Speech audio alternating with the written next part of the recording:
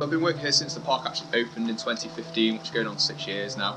The main thing that made me stay here is just a lovely environment to work in. The staff and the team are very good, the managers are great as well, and then the most important thing, the animals, they're fantastic.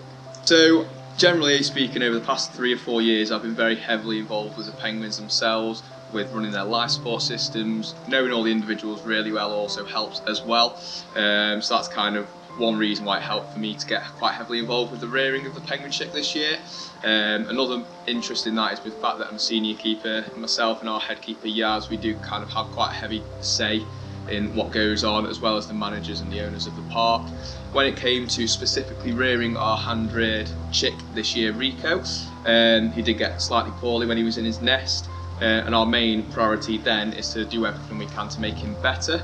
By the time we got him better, back up to full health, his parents had already left their nest due to the chick not being there for a little bit. So that's when we had to have an ethics meeting, and we decided through that meeting that it was a good thing to do for the welfare of the youngster to go down the hand rearing route. So when it comes to hand rearing the penguin chick, like I say, it was our first go at it this year, despite us knowing the process. So the stage that we actually started to hand rear Rico, he was slightly more developed than what a day one old penguin chick would be. So we had to actually learn how to make fish soup, which was very smelly. So we got a recipe from other collections that have had rearing experience in the past.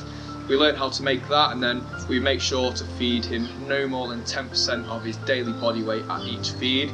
And we were weighing him twice a day just to make sure he was putting on a nice healthy weight, and more importantly not dropping to a steady decline or somewhere where he's seriously low in weight.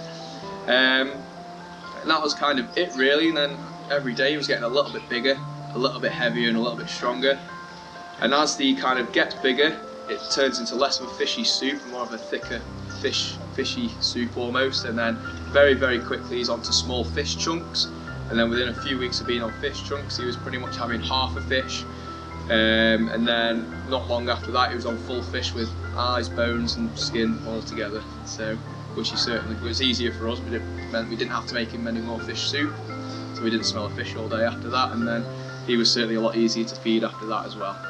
So the way we tell apart our adult and our juvenile penguins, it's all in the colorations and their markings. So Rico currently has his juvenile markings, which are more of a brownish and grey colour, and he will lack the black chest band that the other penguins have. The adult penguins are typically very much black and white in colour, a very white belly with a little black chest band and a black head, whereas Rico is completely grey on his belly as well. Then when it goes to telling all the individuals apart, even if they have the same colorations, it's to do with the black spots on their bellies. Each penguin has their own unique spot pattern on their bellies. It's something that we actually compare to a human fingerprint, and that's how we actually identify all of them as a whole as well. When it comes to several youngsters, if we have more than a few in a year, we are struggling to tell them apart when they first leave their nest because they're all brownish and grey, and we haven't learned them by their black spot patterns. What we will do, we'll give them a temporary coloured armband on one of their wings to ID them by, so they'll learn how to tell them apart, the same as everyone else. Now, when it comes to individuals, they all are very, very much different, so we all know who's got certain quirks about them, who to keep an eye out for. They are very responsive to calls, and some of them are very responsive to their names. The ones that are actually most responsive to their names are the naughty ones, because they're the ones you're usually shouting their name at the most. And it makes my day coming in the morning, getting up onto Penguin Beach, seeing how they all are, and especially with us having Rico in the colony now, he's first one over in the morning to see, well basically that's where his feed is, but we like to think he's just coming over to see how we are as well. So it's great working with the penguins, and we love getting up here, spending as much time as possible with them, as well as the other animals on the park as well.